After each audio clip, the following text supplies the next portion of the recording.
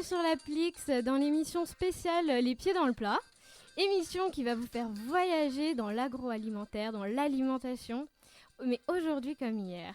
Mais alors, pour mieux comprendre celle de demain. Bonjour Agathe, comment vas-tu ? Eh ben écoute, moi ça va et toi ? Ça va, malheureusement t'as toujours pas accepté ma demande en mariage, hein, choqué déçu comme on dit. Hein. Ah ouais, c'est Flavien qui va être content, hein, comme on dit. Rager, comme on dit. Alors, est-ce que tu peux me présenter un peu qui tu es, qu'est-ce que tu fais ?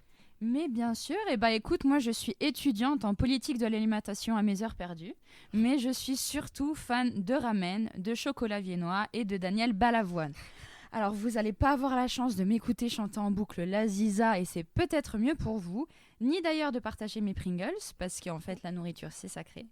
Mais par contre, comme tu l'as si bien dit Charlotte, eh ben, je suis effectivement là pour vous parler d'alimentaire, d'agriculture et de gastronomie, en soi, d'actu alimentation.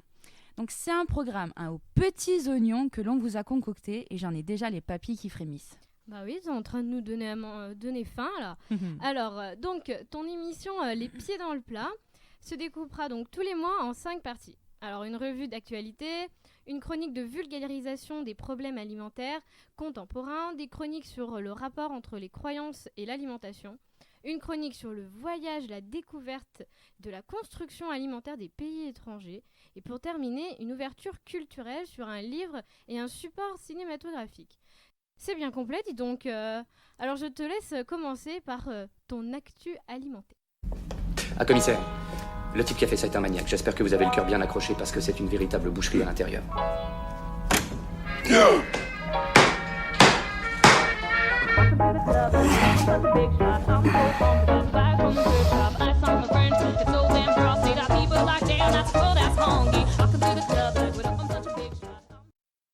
Alors, commençons cette revue d'actualité alimentaire par un basique, le Brexit. Je sais qu'on en entend souvent parler, mais là, je pense qu'il faut faire un petit point dessus.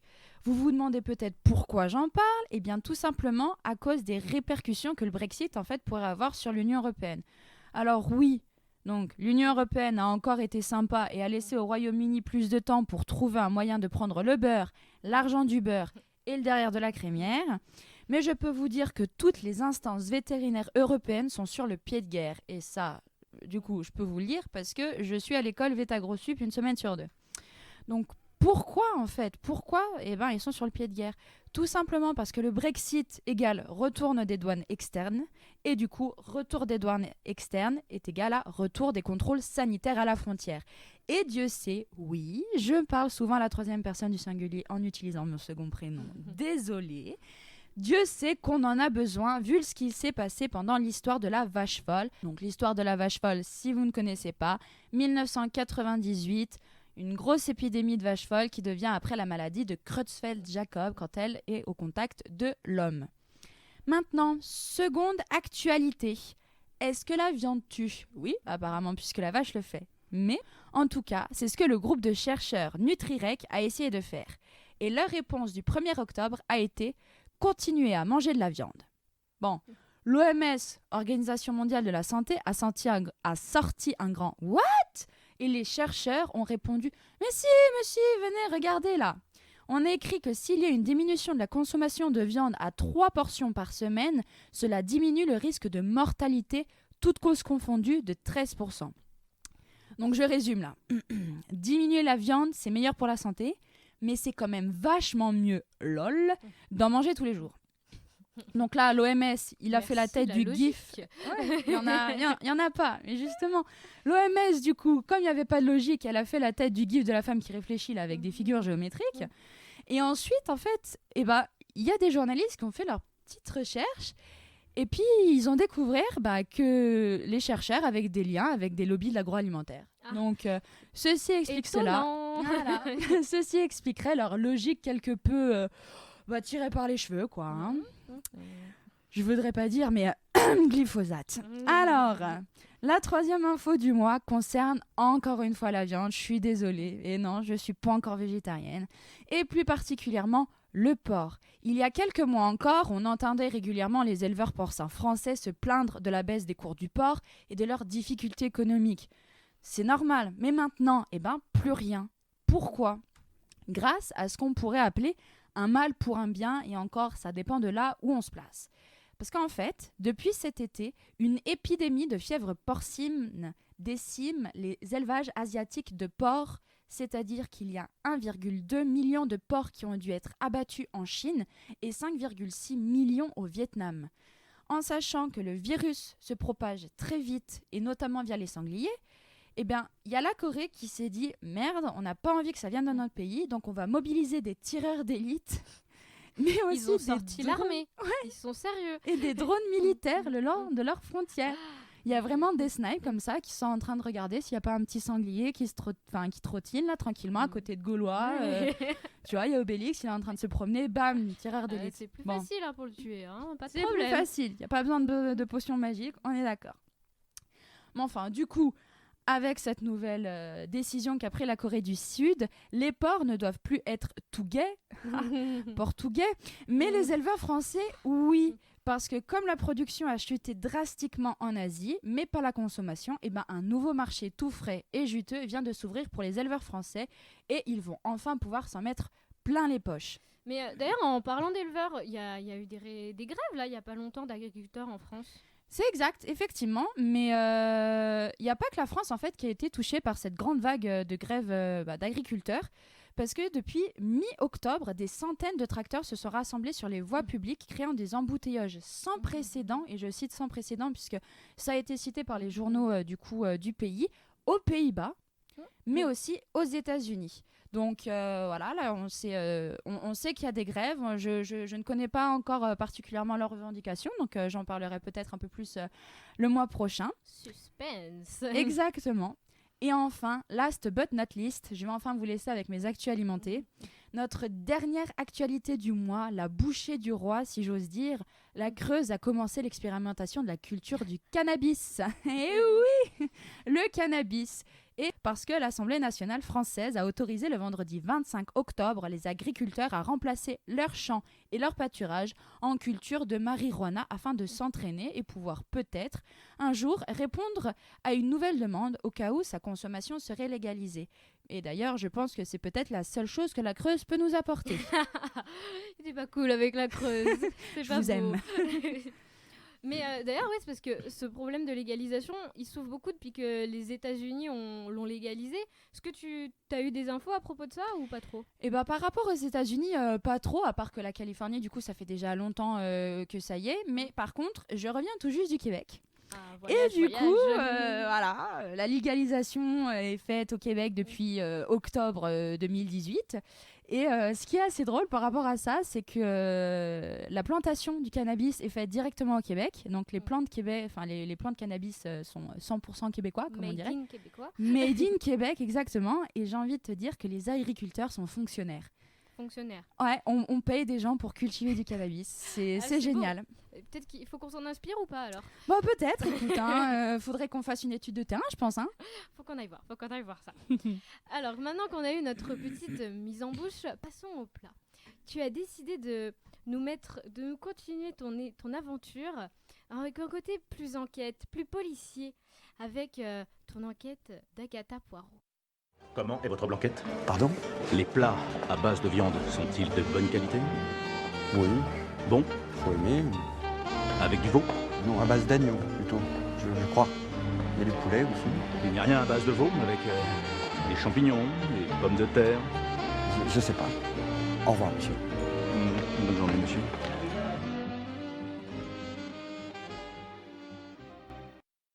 Exactement, et j'aime beaucoup comme tu le dis, ça sonne tellement mystérieux, j'aime ça. Ouais. Mais qui ne connaît pas la romancière Agatha Christie et son célèbre détective Hercule Poirot ?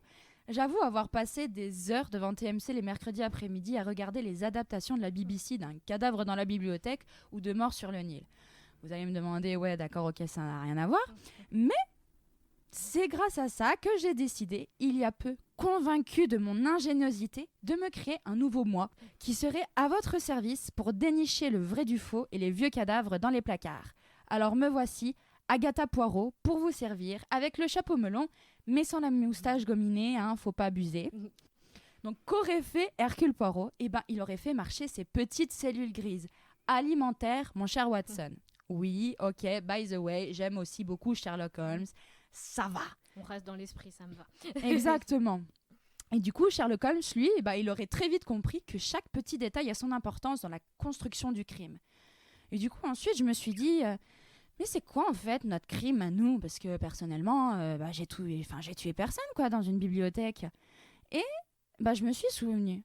Peut-être le meurtre de millions d'agriculteurs, peut-être la dégradation de notre propre santé via notre alimentation, ou peut-être la destruction de la planète. Bon, j'en ai conclu en fait que c'était un peu de tout ça. Et là, Eureka, une nouvelle illumination. Le meilleur détective n'est-il pas celui qui découvre et résout le crime avant qu'il ne soit perpétré ? Et si, c'est Hercule Poirot qui l'a dit lui-même. J'avais enfin trouvé ma vocation, trouver les crimes alimentaires et tenter de collecter des idées de solutions. Voilà ce que je vais faire dans l'enquête d'Agatha Poirot pour les prochaines émissions. Là, mais elle nous met tellement le suspense. Va falloir qu'on l'embauche, c'est foutu. Détective privé bientôt. Alors, maintenant, on continue dans ton aventure d'enquête. Tu vas décider de partir dans un sujet un peu plus polémique, si je puis dire, en mélangeant alimentation et croyance.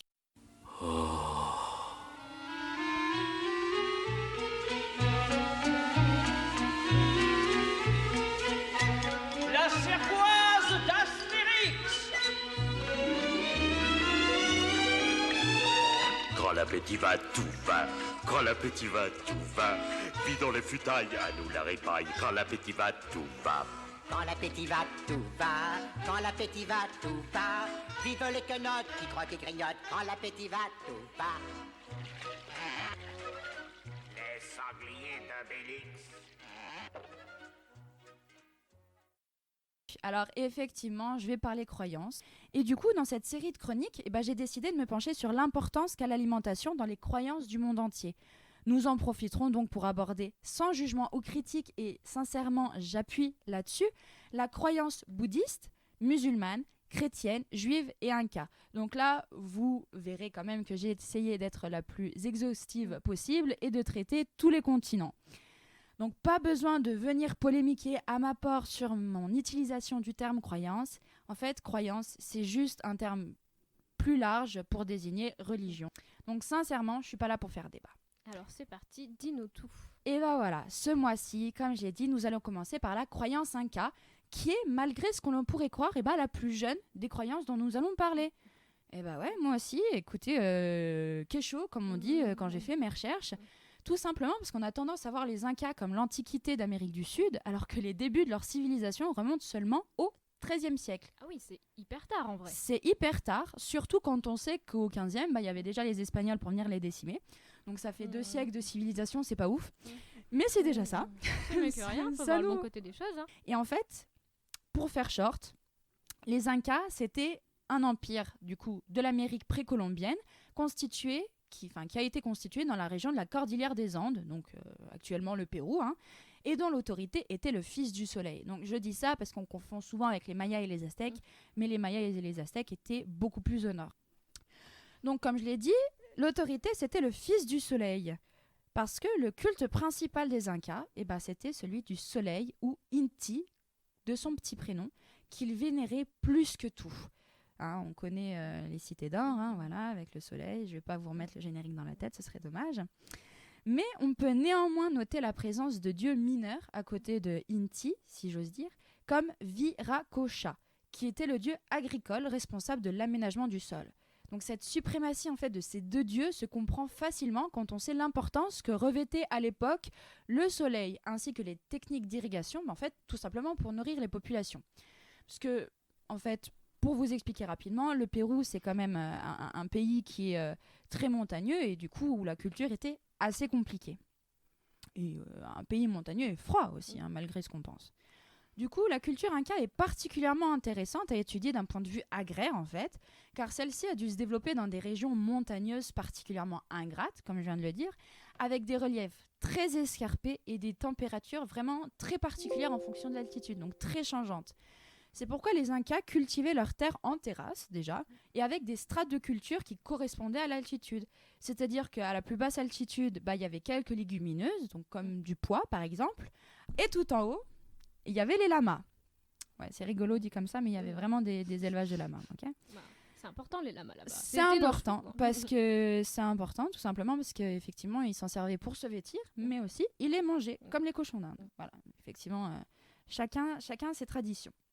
Au milieu, en fait, les Incas cultivaient religieusement du maïs, à fort renfort de technique et de magie, comme le laissent croire les recherches archéologiques sur le sujet. C'est-à-dire qu'on a retrouvé en fait tout simplement des bas-reliefs sculptés et qui montraient en fait que apparemment les agriculteurs qui cultivaient le maïs, c'était vraiment des magiciens. Donc maintenant, le maïs, en fait, pourquoi ça ? Déjà parce que ça a été domestiqué là-bas, premièrement, et ensuite parce que le maïs, c'est jaune comme le soleil et comme l'or. Et du coup, on en revient à la divinité du soleil. Ça a, du coup, tout de suite été considéré comme une alimentation divine du fait de sa couleur, mais aussi de ses capacités énergétiques. Du coup, deux des plus grandes festivités incas étaient en mai et en août, et en fait, correspondaient à la récolte du maïs. Ces deux grandes festivités mettaient en scène le roi soleil, qui était du coup forcément relié au maïs. Ce qui est important à savoir, et pour comprendre encore plus l'importance du maïs, c'est que ces fêtes ouvraient et clôturaient le calendrier agricole. Et c'est d'ailleurs le maïs, en fait, qui régissait le calendrier agraire, puisque c'était le début et la fin de la saison des moissons. Alors qu'au contraire du maïs, par exemple, les tubercules, comme ce qui est aujourd'hui notre pomme de terre commune, en fait, qui était beaucoup plus simple à cultiver et qui était cultivée en sous-sol, était l'alimentation du pauvre. Et en fait, c'était une alimentation pour un peu pour les mécréants, quoi. Au-delà de le manger comme ça, ou grillé au beurre, ou comme vous voulez, j'en sais rien, vous faites ce que vous voulez avec votre maïs, le maïs était aussi distillé en boisson des dieux, ou chicha, et n'était bu que dans les grandes occasions, ou seulement par les personnes de haute importance. Et par haute importance, je n'entends pas forcément aux dignitaires, mais aussi sacrifice au dieu soleil. Donc une étude archéologique, génétique et chimique faite sur des momies d'enfants incas, sacrifiés pour le dieu soleil en fait, a permis de montrer un changement drastique de leur alimentation l'année précédant leur sacrifice. Oui, ils avaient prévu à l'avance quand même le sacrifice, t'avais le temps de t'adapter. Exactement, t'adapter du coup pas trop, mais effectivement, un an à l'avance, on allait dans les populations les plus pauvres, quoi. Puis on choisissait une fille qui avait 13 ans ou un garçon qui en avait 14, et puis on les ramenait en altitude. Et du coup, on changeait leur alimentation pour qu'elle soit digne des dieux. Au moins, ils mangeaient bien. Faut voir le bon côté des choses. Effectivement, parce qu'ils mangeaient beaucoup mieux. Ils consommaient des mets réservés à l'élite, comme le maïs ou le lama. C'est toujours aussi drôle. Et ainsi que du coup, de fortes doses de coca et de chicha. Donc la chicha qui était la bière du maïs. Voilà, donc en fait, c'était juste pour les droguer. Et pour les faire entrer dans des phases divines, un peu comme la Pythie en Grèce, qui inhalait des fumées de laurier pour entrer dans une phase divine, mais qui mourait 2 semaines plus tard. Mais du coup, le maïs a toujours été considéré comme une graine d'or et comme une plante des dieux par les populations d'où vient le maïs, puisque ça a vraiment été domestiqué là-bas comme la pomme de terre, ou même comme un bijou, donc on les portait en bijou, ou comme une monnaie d'échange. Alors que désormais, le maïs, à vrai dire, c'est dans une boîte de conserve, quoi. Toujours est-il qu'il y a encore un pays, et même une région de pays, qui fête encore le maïs, et c'est le Québec. Eh oui, je reviens tout juste, donc je connais bien. Et en fait, ils organisent tous les ans, au mois d'octobre, la fête du blé d'Inde. Parce qu'ils s'appellent ça le blé d'Inde et non pas le maïs. Voilà. Mais du coup, maintenant, tu nous as lancé dans un voyage qui me tarde de continuer. Mais d'abord, maintenant que tu t'es inspiré d'Agatha Christie, on part sur un autre chef-d'œuvre littéraire. Et tu vas nous emmener avec Phileas Fogg. Hey, le coin n'est pas mal pour une bonne potée de larve. Ah, qu'est-ce que c'est? Une larve bien grasse. Oh, quelle horreur!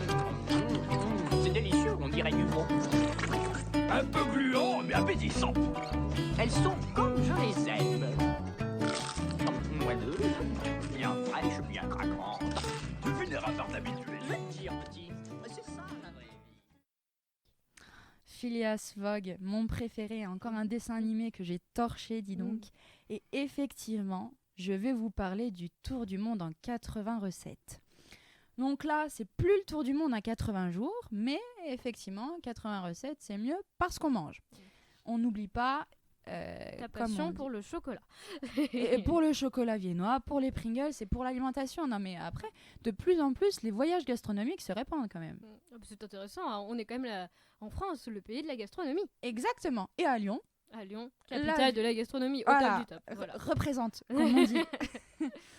Et du coup, peut-être que vous l'aurez compris, mais cette deuxième série d'épisodes, en fait, va se pencher sur l'alimentation de 5 pays différents et leurs particularités géographiques, historiques, politiques et économiques pour en fait comprendre ce qui a mené en fait ces pays et la population de ces pays à manger ce qu'ils mangent aujourd'hui.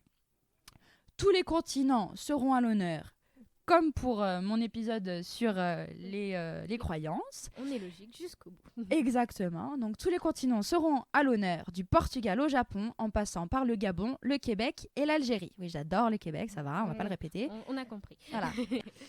Et du coup, commençons ce mois-ci par le Portugal avec notre invitée Madame D'Acosta Geoffroy, que je suis heureuse d'accueillir sur ce plateau.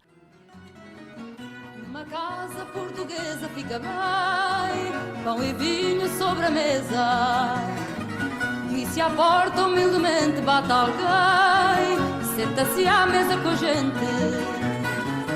Fica bem esta franqueza, fica bem, que o povo nunca desmente. A alegria da pobreza está nesta grande riqueza de dar e ficar contente. Certains diront que j'invite ma maman et que je parle de mon pays d'origine en premier, mais j'écoute pas les rageux. Et du coup, bienvenue Madame D'Acosta, comment allez-vous ? Bonjour, merci de m'avoir invitée à participer à votre émission autour de l'alimentation. Bah de rien, Charlotte. Très heureuse d'être ici. Ouais. Très heureuse de t'avoir ici, Madame D'Acosta.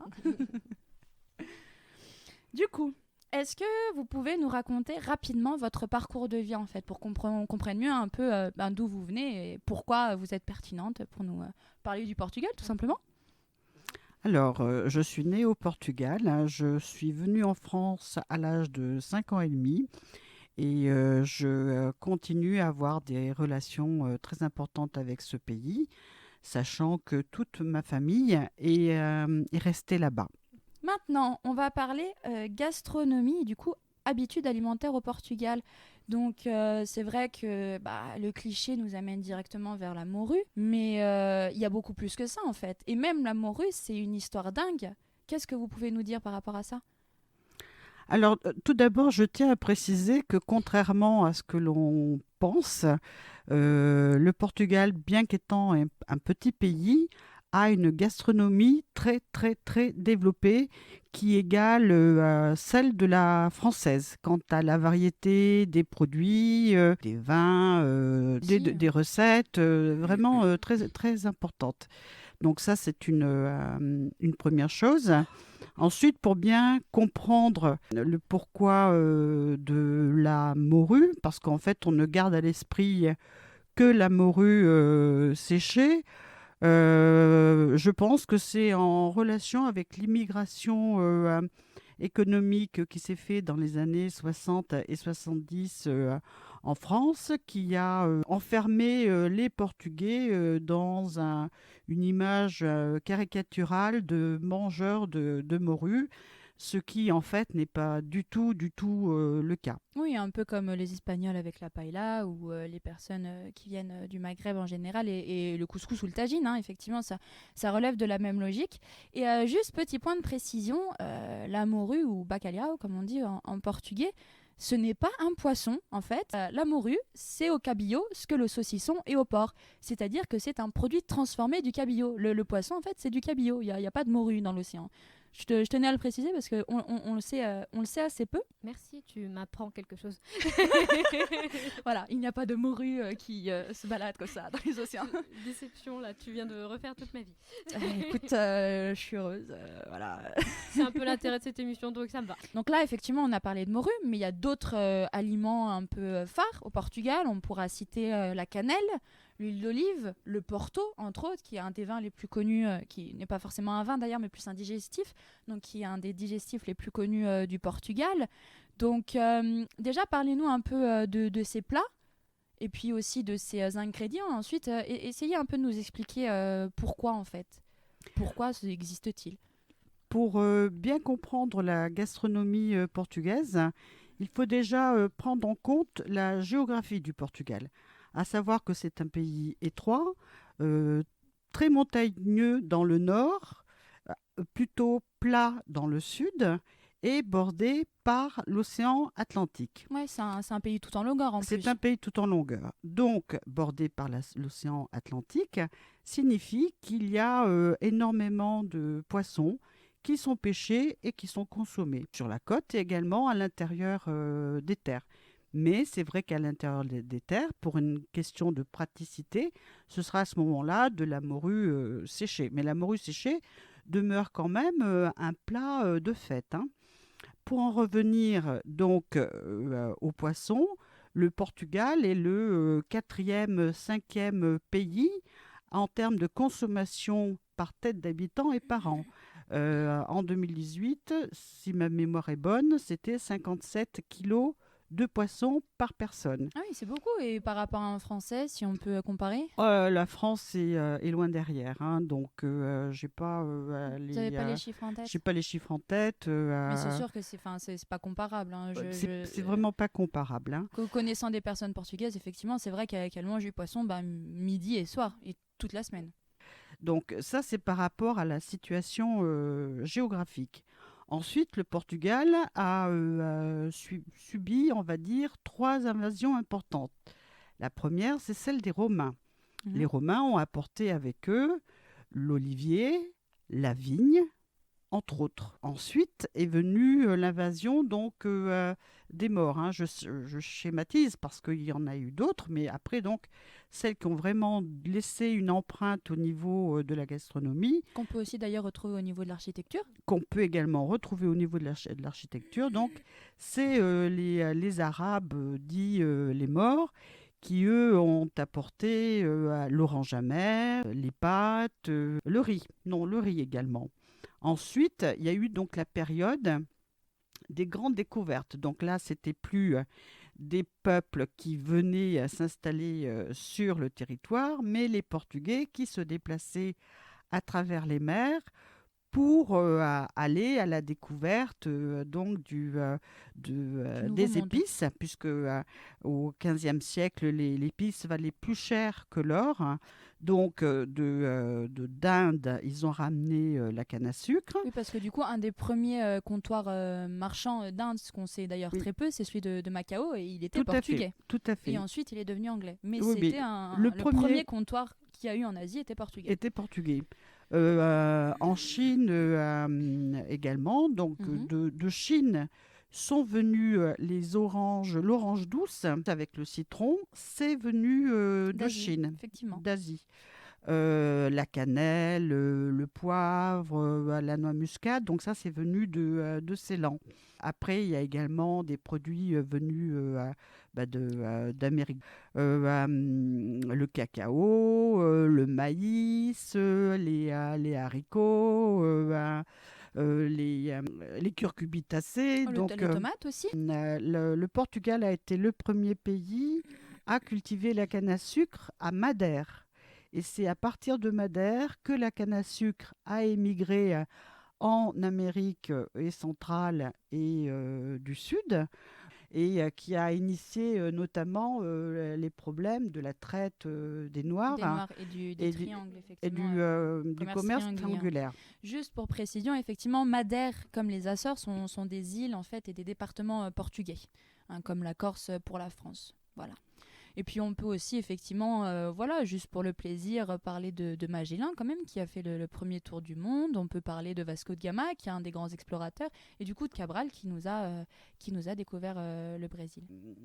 Les Portugais aiment beaucoup les gâteaux très sucrés. Les pâtisseries. Donc, il y a notamment donc, une habitude au Portugal. Le matin, vous ne déjeunez pas chez vous. Le petit déjeuner n'est pas pris à la maison. Il est pris dans les pâtisseries qui font également boulangerie au même temps. Et café. Ça m'intéresse beaucoup. Ouais. Et du coup, on a l'occasion d'y manger des pastéis de nata, comme celles de Belém, qui sont les plus connues, même si Tout à entre fait. nous, celles de Belém, c'est pas les meilleures. Alors, les pastéis de natte de Belém bénéficient Elle a un meilleur accent que moi. d'une indication géographique protégée. Donc, ce qui est quand même relativement rare pour une pâtisserie. Oui, nous, on a le camembert. Voilà, mais pas que. C'est mieux que rien. Et dans tout le Portugal, on va trouver effectivement les pastéis de natte, qui en fait est un petit gâteau à base de pâte, une sorte de pâte feuilletée, qui est garnie avec une crème vanille cannelle et cuite au four et ensuite servie avec de la poudre à la cannelle par-dessus. Généralement, on l'accompagne d'un café. Alors, ce qu'il faut savoir, c'est que les Portugais ont ramené le café d'Éthiopie. Et le café du Portugal, et ça, je m'en enorgueillis, le meilleur café au monde que vous pouvez boire dans un café. Le chauvisme, quand tu nous tiens. Un restaurant. Mais c'est drôle de dire que du coup, il vient d'Éthiopie et que du coup, c'est le café portugais le meilleur. Alors qu'il n'y a toujours pas de plantation de caféiers au Portugal. Non, il n'y a pas de plantation de caféiers au Portugal. Mais... C'est vrai qu'on connaît peu, mais il y a eu beaucoup d'anciennes colonies, effectivement, au Portugal. Et du coup, maintenant, qui sont des pays lusophones, comme le Mozambique, Sao Tomé ou l'Angola, effectivement, qui a eu une histoire assez sanglante avec le Portugal dans les années 80. Mais bon, là, on reste sur le positif. Voilà, puis restons sur la bouffe. Et du coup, moi, quand j'ai eu l'occasion d'aller au Portugal, je suis allée à Aveiro. Et c'est vrai que j'ai goûté une spécialité de là-bas, ou Aveiro, si je le dis, ou si j'essaie de le dire avec l'accent. Et ce sont des ovos moles, ou des ovos molos, si je le dis sans accent. Et du coup, ça veut dire œuf mou. C'est ça. Comme ça vend pas du rêve le nom. Non. Hein. Donc vaut mieux dire ovos moles. Oui, donc c'est ovos moles. Alors, cette pâtisserie bénéficie, elle aussi, d'une indication géographique protégée autour d'Aveiro et pas d'ailleurs. Et en fait, de manière générale, la pâtisserie au Portugal est une pâtisserie conventuelle. C'est-à-dire qu'au départ, elle était faite dans les couvents par les nonnes. Alors, les nonnes avaient souvent pour charge de faire les hosties et d'empaiser les vêtements, les robes, les chasubles. Qu'est-ce que ça veut dire empaiser ? Empaiser, c'est en fait repasser avec un ingrédient qui va permettre de rendre plat grâce au poids de la chose. Tout à fait, raide et plat. Et donc, il leur restait beaucoup de jaunes d'œufs dont elles ne savaient, entre guillemets, pas quoi faire. Parce qu'elles utilisaient le blanc pour faire les hosties et pour empaiser les vêtements. C'est ça. Et donc, tous ces œufs, elles les ont employés pour inventer des desserts à base de crème d'œuf. Donc, dans tous les desserts portugais, ou en tout cas la grande majorité, c'est à base de jaune d'œuf. De jaune d'œuf, d'une crème au jaune d'œuf qui est différente de notre crème pâtissière que l'on connaît. Et c'est tellement répandu que les Portugais à Aveiro mangent des tripes. Et une tripe, c'est une sorte de gaufre pas cuite en fait qui est superposée où tu mets l'ingrédient que tu veux à l'intérieur. Et il y en a qui mangent du coup de la confiture d'œuf. Hein, c'est de l'œuf. Là, par contre, ça donnait envie. Là, ça commence à être bizarre. Ouais, je suis d'accord. Moi, je prends des tripas au chocolat. Hein, mais non, eux, ça va faire tripas à la confiture d'œuf. Donc, œuf bien sucré. Et avec du fromage en plus. Alors, du coup, attends, ils sucrent l'œuf, mais ils mettent du fromage par-dessus ? Bah, du coup, c'est la confiture. Du coup, effectivement, l'œuf est sucré. Ah oui, d'accord. Mais effectivement, ils mettent un petit morceau de fromage dans la tripa. Ah, franchement, moi, si vous devez aller au Portugal, mangez une tripe. Vraiment, c'est 10 fois meilleur que les pastéis de natte. On ne les trouve que dans la région d'Aveiro. Effectivement, c'est encore une spécialité. Plus particulièrement sur Ilhavo et Costanova. Sur Ilhavo et Costanova. Donc, c'est pas si évident que ça de manger des tripages. Maintenant, j'attends que tu amènes ça en plateau. Alors, je dis ça, je dirais. Ok, et soon, à mon avis, je vais commencer à faire la cuisine. Vous inquiétez pas. Et du coup, en parlant de pâtisserie, j'aimerais bien revenir un peu moi sur l'histoire du coup de la morue. parce que c'est vrai que quand je l'ai... Quand moi je m'y suis intéressée, je me suis très vite rendu compte en fait que le cabillaud ne se pêchait pas en fait sur les côtes portugaises, mais allait se pêcher à Terre-Neuve-et-Labrador. Terre-Neuve-et-Labrador qui est une province du Québec. Et aussi du coup que les Portugais en fait s'étaient battus avec les Norvégiens pour la pêche là-bas. Donc du coup on peut dire en fait que la morue était comment dire ça, une problématique géopolitique. Oui, tout à fait. Après, au début, il n'est pas sûr du tout que le Canada ait été découvert par les Français. Certains historiens pensent justement, à cause de la pêche au cabillaud, que ce seraient les Portugais, parce qu'ils trouvaient donc là-haut le cabillaud, qui était salé dans les bateaux sur place, et qu'il ramenait ensuite sur le Portugal. La pêche au cabillaud durait 6 mois. Et c'est donc toute une économie, une façon de vivre qui faisait fonctionner tout le pays. Et en plus, qui nourrissait aussi tout le pays. Mais du coup, merci beaucoup pour votre expérience. Et je voulais juste une toute petite dernière question, et là ce sera plutôt personnel à vous. Comment vous, est-ce que vous avez construit votre alimentation et comment vous percevez votre relation à l'alimentation?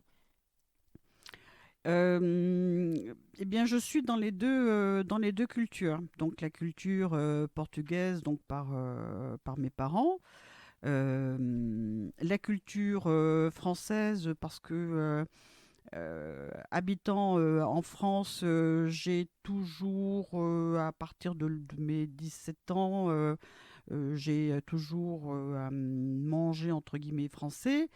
Ma maman étant une très très bonne cuisinière, elle refusait que j'approche des fourneaux. Et à l'âge de 19-21 ans, je ne savais même pas faire cuire des pâtes. Ah, pourtant, qu'est-ce qu'on en mange? Oui. Ah, ça, c'est un problème que les étudiants d'aujourd'hui ne connaissent pas. Et donc, pour apprendre la cuisine française, je me suis acheté un livre de cuisine qui, à l'époque, s'appelait Le Petit Larousse de la cuisine française. Et j'ai donc appris à cuisiner comme ça. Et puis, bien évidemment, les sorties au restaurant sont toujours appréciables. Très appréciables pour découvrir de nouvelles saveurs, de nouvelles régions, là aussi. Et pour manger, hein, on n'oublie pas la base. On a bien compris l'idée. Voilà, non mais je le répète, parce qu'on a 3 besoins fondamentaux, enfin 4, comme dirait ma sœur. Donc le premier, respirer, le deuxième, boire, le troisième, manger, et apparemment le dernier, faire pipi et caca. Voilà, ma sœur est infirmière aux urgences. Du coup, merci beaucoup, sincèrement, d'avoir répondu à mes questions sur le Portugal. Et en tout cas, moi, j'étais très heureuse d'avoir cette expérience-là. T'en penses quoi, Charlotte? Moi, j'ai faim, je veux partir. Écoute, je pense que certaines personnes seraient ravies de t'accueillir, ou en tout cas de te donner des petits contacts, des petits endroits où manger. Appelle-moi quand tu veux. N'oublie pas non, je ne t'accepte toujours pas en mariage, mais appelle-moi quand tu veux. Ouais, non mais d'accord, je comprends. Mais d'ailleurs, pour finir cette émission, vu qu'on a vu que tu avais quand même des très bonnes rêves littéraires, tu as décidé de nous faire découvrir de nouvelles choses. Avec ta chronique « Donne-moi la rhubarbe, je te passerai le ciné ».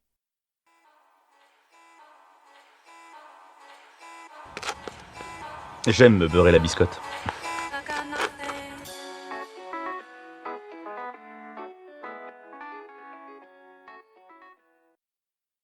Alors du coup, effectivement, dans ma grande bonté d'âme, j'ai écumé les bibliothèques universitaires, les librairies et les greniers afin de vous trouver les pépites littéraires que vous méritez et surtout qui méritent votre attention. Mais je ne me suis pas arrêtée là. J'ai décidé de lire ces livres pour vous. Et oui, je me suis sacrifiée et de vous en présenter un tous les mois. et qui sait peut-être vous donner envie de les lire à votre tour ou même d'en lire d'autres. Du coup, ce mois-ci, le livre que je vous présente s'intitule « L'alimentation dans le monde, mieux nourrir la planète » et a été écrit par Jean-Paul Charvet dans la collection Petite Encyclopédie des éditions Larousse. Vous inquiétez pas, vous pourrez retrouver tout ça sur notre page Facebook. Donc ce petit livre a 128 pages, mais 128 pages, comment vous dire en fait que ça en fait peut-être 4 parce que le livre tient en fait dans la paume de ma main. Et ce petit livre, c'est une cerise sur le gâteau. Pour résumer rapidement, et pour lire en fait le résumé qui est écrit derrière. Aujourd'hui, plus de 800 millions de personnes ne mangent pas à leur faim tous les jours. Comment, dans ce cas, pourrons-nous subvenir aux besoins d'une population qui devrait s'accroître de 3 milliards d'individus d'ici à 2050 ? La réponse est difficile, d'autant que l'accroissement de la production agricole ne devra pas se faire au détriment de l'environnement, ni de la qualité sanitaire et nutritionnelle des aliments. Donc après un panorama complet de la situation, cet ouvrage va aborder les différentes voies possibles pour réussir à relever ce formidable défi qu'est l'alimentation de demain. En plus, ce qui est sympa avec ce livre, c'est qu'il y a plein de cartes, d'illustrations, d'analyses. Franchement, c'est bien. Quand tu as la flemme de lire, tu regardes les images. Ouais, et puis c'est hyper compréhensible, etc. Parce qu'il y a beaucoup de statistiques aussi, il y a des cartes, donc c'est beaucoup plus... pédagogique. Ouais, pédagogique, exactement. Merci. Du coup, en 2 temps 3 mouvements, ce petit livre tout mimes vous permettra de comprendre les grands enjeux alimentaires, agricoles et économiques du monde d'aujourd'hui. Entre les révolutions agricoles, les questions de rendement et de productivité, les problématiques d'insécurité alimentaire et les difficultés de main-d'œuvre, vous serez surpris de l'importance de l'agriculture dans notre actualité géopolitique contemporaine. Mais comme je sais qu'un livre, c'est pas ce qu'il y a de plus digeste, contrairement aux fibres, si vous voyez ce que je veux dire, j'ai pensé à vous et je suis allée dénicher les plus beaux films ou séries trouvables sur Netflix ou en streaming. Bon, en vrai, s'il vous plaît, soyez sympa, achetez le film sur Internet ou allez le trouver en bibliothèque. Et du coup, pense au droit d'auteur, merci. Exactement. Oh, je m'en étouffe encore. Je pense que là, c'est le streaming. J'ai fait du droit, du coup, ça passe pas. Du coup, ce mois-ci, je vous propose le film disponible sur Netflix, Sustainable. Le synopsis, écoutez, le chef Rick Bayless, des fermiers et d'autres invités discutent des racines de l'alimentation durable et de l'impact de cette dernière sur notre diète future. Bref, un moment sympa et rapide pour comprendre les enjeux du développement durable agricole et alimentaire. Donc voilà, je pense que j'ai fait ma job là pour aujourd'hui. C'est tout pour moi. Et puis je vous dis à très vite. Des terres et des métères. Lol, la bise. Merci beaucoup Agathe pour cette super émission que tu nous as concoctée de tes mains. Exactement, dans ma petite marmite, mes casseroles, etc. Merci Madame d'Acosta-Geoffroy pour votre intervention très pertinente qui m'a donné très faim. Comme à tout le monde, je pense. Il est 17h, je vais aller me prendre un croissant. Pas très portugais, mais ok, d'accord, on accepte. Je trouverai peut-être pas mieux. Si je trouve, pourquoi pas, je pars dedans. Alors à très vite pour d'autres émissions des pieds dans le plat. On se retrouve donc sur Spotify, Facebook, YouTube et bien sûr le journal international tous les lundis à 18h. À très vite.